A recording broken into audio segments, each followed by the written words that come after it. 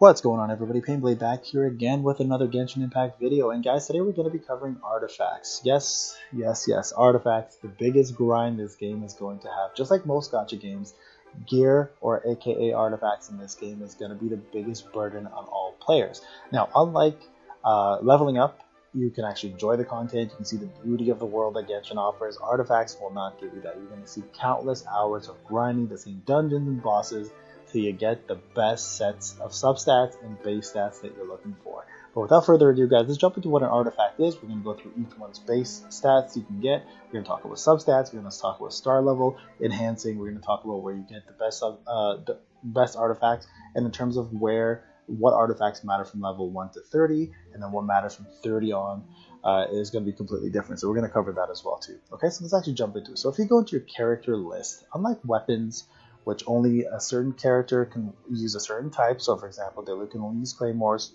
can't use swords or bows, etc. Artifacts, you can equip any artifact on any character no matter what the set is, no matter what the substats are. So for example, if you want to give him healing artifact, you can. No idea why you would, but hey, some people are crazy and they want to do crazy things. But we're going to talk about artifacts. The first thing I want to cover, guys, with you is the star level, okay? So you can get 1, 2, 3, 4, 5 stars levels worth of artifacts. Now, based on what the star level is, the base stat will be either really low at 1 level or really high at 5 level, and it will differ greatly between each star level that you go. Also, star level determines the amount of levels the actual artifact can enhance. So for example, 3-star artifacts only enhance till 12, while 4-star artifacts can enhance to 16. So there is a drastic difference in terms of the stats that you'll get based on the star level. All right. Now let's cover through each artifact and talk about what base stats you can possibly get. Now start off with the flower. Okay. The flower only offers HP base stat, which means no matter how many you get, you're always going to get HP as your starting base stat. Now what's going to matter on every single artifact you get are going to be the substats that follow. These are going to be completely random, so you're going to be doing a lot of farming to get the stats you want, and also as you enhance, these will increase as well. We'll talk about that later. Alright, so the flower is always base HP. The feather, on the other hand, is always base attack. Now, same scenario applies. The higher the star level, the more you start with, the more you can enhance, but you'll always get base attack as your main stat. Now, the Hourglass, on the other hand, offers a couple more things. The Hourglass offers Elemental Mastery, offers HP percentage, offers Energy Recharge. Now, this is the only one that offers Energy Recharge, so keep that in mind, guys. It offers Defense, it offers Attack, and I believe that is it. So you can get any of those main stats, so base stats, as percentages, and they're completely different than what the flower and the leaf give. So Hourglass is a very important one, guys, so keep farming until you get what you want. Now, the goblet, on the other hand, gives you a couple other things. This is the only one that offers you elemental damage based on a specific element. So for example, it gives you pyro damage bonus, or it can give you electro damage bonus, or geo damage bonus, etc. So the goblet is the only one that offers you that. All right, but on the other hand, it still gives you everything else. It gives you HP, it gives you defense, it gives you attack, it gives you elemental mastery, so you can get the same different substats that you look, or main stats, sorry, that you're looking for from the goblet, but it is the only one that will offer you the bonus damage for your element. So you still have to farm it, right? But it's still there. And then lastly, the hat. Now the hat is unique in terms of it is the best raw attack stat item. So this one is the only one that can offer you crit damage bonus as well as crit rate bonus, but it still offers you attack percentage, still offers you healing. Oh, this one actually has healing bonus as well. I apologize. That's the other one you can get. It still has elemental mastery. You can still get defense. You can get HP as well here. So all of that exists. So the unique 3 here offer you things that the other 2 here do not. Now, we talked about substats. I just want to jump into this real quick, okay? When you're farming for gear from level 1 to 30, guys, because you're exploring a lot and you're going to be doing co-op, your substats really won't matter that much. Okay, so you can stack, for example, for Deluge, you can stack all of his to be attack percentage on these 3 if you want. Okay, and you'll actually probably get the most out of him. And you can put 2-piece sets that have attack. As you progress from 30 onwards, you may want to start looking into actual sets that make sense for him. Okay, and also stats that make sense, including substats. Now, substats is where most of your stats are going to come from. So when you're farming for gear, 30 upwards, 30 is not even that much important. I say 35 and up. You want to look for the best substats possible. Now, here's the thing. When an item drops, it has the ability to drop substats that start with 3, start with 2, start with even as far as 1. Let's see if I can find. There you go. Oh, this is one has 2. Let's see if I can find one with 1. 1. Oh, this one even doesn't have any. There you go. So you can have none even. There you go. There's 1 right there. Okay, so, and why that's important, guys, is a substat cannot get leveled during enhancement until you reach all 4 substats on the actual piece. So for example, this one here had 3. It reached the 4th substat at level 8 or level 5, I think, or something, or 4. And then, here, actually, let's just show you one. Let's see if I can do this. So for example, this has 3 here, okay? So let's just say I decide I want to level it. Let's go auto. All right, so it gets to level 2 here. As you can see, the substats don't change. Okay, now when you get to level 4, you will actually get a new substat, a bonus trait. Now this will automatically give you something brand new. So this gave me HP base. Okay, now at level 4, nothing else happens. Okay, so you continue getting the main stat up. But when you get to level 7, because it has all 4 of these unlocked now, it'll actually start leveling up one of the actual main stats, or one of the actual substats. Sorry. So here, let's just use some stuff that I don't need, just for the sake of showing you guys here. There we go. So now it's going to say randomly upgrades 1 bonus attribute. So now what will happen when you get that level, it'll actually start leveling these up. Until you unlock all 4, these will not level up. So make sure you get minimum a set with 3 unlocked substats, okay? So that's very important. You have to know that. That way you'll maximize your substats as much as possible. All right. Now, as we talked about earlier, from level 1 to about 30, when you're adventuring and you're doing explorations and you're doing dungeons and you're doing co-op, realistically, it doesn't matter what you guys get. The way you get all these items, let's just see here. If you go to actually your adventure book, and you go to domains, you can actually see exactly where these items drop. Now, your characters it isn't going to matter what you get for substats. It's going to matter what you get for your regular sets, but you can't unlock the special sets until level 30 on anyway, so the purple sets essentially. So you're going to stick with 3-star items anyways. So, for example, people like Deluc, who is a pyro user as well as a physical damage user, you want to get, for the first 30 levels, you want to just stack attack on him as much as possible. So there are a couple sets here. The Sojourner set gives you 18% attack with 2 sets, and there's another set that gives you 18%. You would stack those, and hopefully the substats are decent, but the main stats you still want to be attack percentage as much as possible. And of course you have to have HP base and you have to have attack base. So if you want to look in terms of where to farm for these items, you simply have to go to your adventure book, go to domains, guys, and you can actually see exactly what items drop where. Okay, so as you can see here, this one has an emo bonus damage, so that's for your wind users. Some of them will have increased shield. Now again, these guys are only 30 plus. Okay, this is what you'll end up getting for the first 30 levels though, until you can actually start farming these.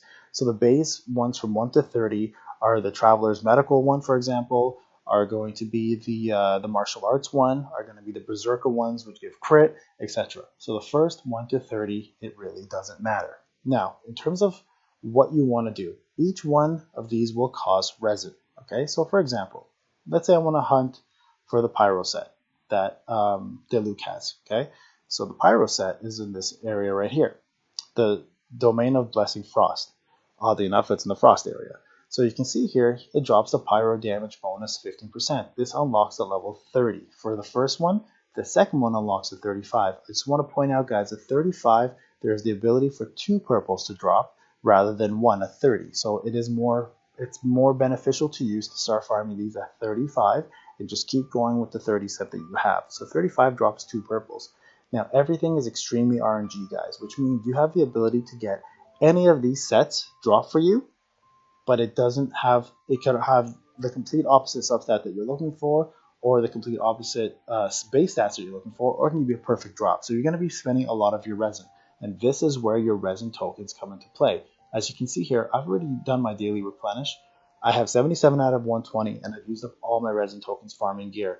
In the last 2 days, I've used 900 resin to complete 2 sets.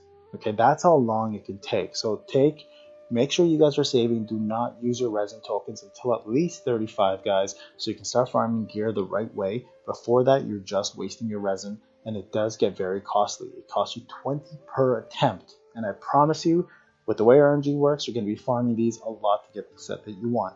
So let's go through the actual sets, guys, and I want to talk to you about what sets are good for who.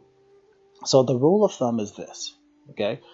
If your character that you're using uses a ton of elemental skills and a ton of elemental bursts, okay, so that means they have a small cooldown and they're reliant to do their damage using the elemental skills, you want to focus on two things, okay? You want to focus on a set that improves your elemental damage. So for example, for Diluc, like the Pyro set that I just showed you, would be fantastic for him because he does a mixed bag of Pyro damage as well as regular damage. So you want to get as much attack or crit as you can as the main stat and base stats, but you want the bonuses to be his Pyro damage. So that's why I've done the 4 set for him. So let's just look at my Diluc real quick. So let's just use him as an example. So let's go to him and go details and look at his artifacts. Okay, so as you can see here, I've got crit rate here, I've got pyro damage here. Again, that's the only place you can get it outside of the set. I've got elemental mastery here because I use Chi-Chi, who also does, sorry, not Chi-Chi, yes, Chi-Chi, is it? I think it's Chi-Chi. I don't know how you say it. It's Kiki or Chi-Chi. Anyway, she has an elemental ice orb that absorbs, goes around you, and you can use melt constantly using that with him. So it heals him. Also, it causes elemental mastery of melt. So this is a great bonus for him. But you can also stack this to be attack and do more damage, right? So I have crit, pyro damage, elemental mastery, and then attack, and then of course HP. I don't have a choice there, but I've tried to stack as much attack and crit rate on these as much as possible. So as you can see here, there you go, crit damage. This one unfortunately wasn't very good. This crit rate. So I've been trying to get as much of those substats as possible in there. They're not the best, they're not the greatest, but I'm slowly trying to farm my 5 stars now. So I'm going to be focusing on that soon. But the reason why you want to use this on him is he has a very slow cooldown on his elemental skill at 6 seconds, and he does it 3 times. So with him, I have a maxed out constellation. So what he does is he does his first elemental skill, which was Pyro, and then his attack goes up by 30%, including his attack speed for his next 2 regular attacks. So I do Pyro, 2 physical attacks, and then I do Pyro again, 2 physical attacks, and then Pyro again, and then 2 physical attacks. So he's a character that it does both. So you definitely want to do both attack, crit, and Pyro damage. But other characters, such as, let's say, Xingling here, who has a very long cooldown on hers. So for example, let's take a look at her cooldown. 12 seconds on her elemental skill and 20 seconds on her cooldown. You want to stack more attack on her and give her an attack set rather than a pyro set, because a pyro set, she just doesn't do enough pyro moves, right? So you want to give her an attack set instead. So for her, for example, a good artifact would be something like the Berserker set, which gives crit rate, or the martial arts set, which increases normal attack and charge attack by 15%, and after using an elemental skill, it increases the attack and charge attack by 25% for 8 seconds. So something like that would be great for her, because she really highly depends on attack percentage. And this one also is a great one, increases charge attack crit rate by 30%, but that would more fall like for Beidou or someone. So if your cooldown is extremely long on your character in terms of your elemental skill, avoid getting elemental damage. Focus on attack or whatever the case may be, right? If it's defense or HP that you're trying to make a tank out of, focus on that. But if your elemental skill is short and you rely on burst, for example, someone like Venti, you want Anemo damage. So you put in the Anemo set on him and you try to take out as many people as possible using his burst and his elemental skills. So that's how that works, guys. Now, in terms of how far should you enhance your actual artifacts, level 4 to level 8 for the 3-star. If you want to do 8, you can. The benefit is when you eventually don't need those anymore, you can feed those 8 levels into a 4-star, and it'll give the 4-star more enhanced, but you'll be wasting a little bit of Mora. So definitely get to at least level 4 to unlock an attribute. You don't need to go any further because most adventure mode doesn't require it. When you get to 4-star, definitely get to 16. If it's good, substats. If it's not good substats, get to 8 then. At least take advantage of it. The substats are going to start mattering when you start getting 4-star. And of course, 5-star, you want to max out as much as possible if the substats make sense. Now, guys, don't be afraid to use 4 stars to level up if they're useless. You don't want to hold on to them. There's no point. I mean, there are going to be new characters coming out, and you will eventually get more of these items as you play the game. All right, so that's the key thing. Now, in terms of Claymore users versus sword users versus healers. Now, healers, you want to get as much healing bonus as possible. So someone like Barbara, you want to give her the healing set. So let's just go to someone like Barbara here. Actually, you know what? Kiki has it as well. Let's go to Kiki. So currently Kiki has this set here. It gives her character healing effectiveness 15%. Using an elemental skill or burst increases healing received by all party members by 20% for 10 seconds. Now, her elemental skill actually puts an orb around you, and it heals you. So this will increase by 15% just by casting it, and then the members, when you switch to a member, that orb stays on you, gives you an extra 20%. So this is a great skill for her because she is primarily a healer and she's a damage dealer. Okay, but then like I mentioned, someone like, let's say Keeching, who is a very, very good electric user, and her elemental skill has a really low cooldown. So let's look at her cooldown real quick. Right here, of 7.5 seconds, and that allows her to spam that very often. You want to give her something like this, which gives her electro damage bonus 15%, and the set itself increases damage caused by overload, electrocharge, and superconduct. Now keep in mind, because I have Kiki, she constantly has that orb running around, so I'm constantly doing one of these at least. Increases it by 40%, triggering such effects decrease elemental skill cooldown by 1 second, and can occur essentially 0.8 seconds. So her 7-second cooldown goes down to like 4 seconds. It's insane. You can just pretty much spam her special nonstop. So something like that works really well for her. But again, other characters who have long cooldowns, that doesn't work very well for. So you have to be careful what you're doing. Sometimes it's just better to use the basic artifacts and give yourself the attack boost instead. Alright guys, I hope that answers some of the questions about artifacts. Again, please use your adventure book. If you press F1 on your PC, or if you just go to your adventure book up here, you can actually go to domains, and you can actually see which domain drops what set of proper basic gear and what set of special gear. Okay, special gear you can only start farming at 30, guys. They will drop from other places as well too, randomly, like Dvalin or some of the extra bosses out there when you're farming for your enhanced or ascending material, but it's very rare. This is going to be where you're going to be farming most of them. Okay, and then of course there are the rifts and stuff in the mansion where you can farm talent books as well too, and other stuff.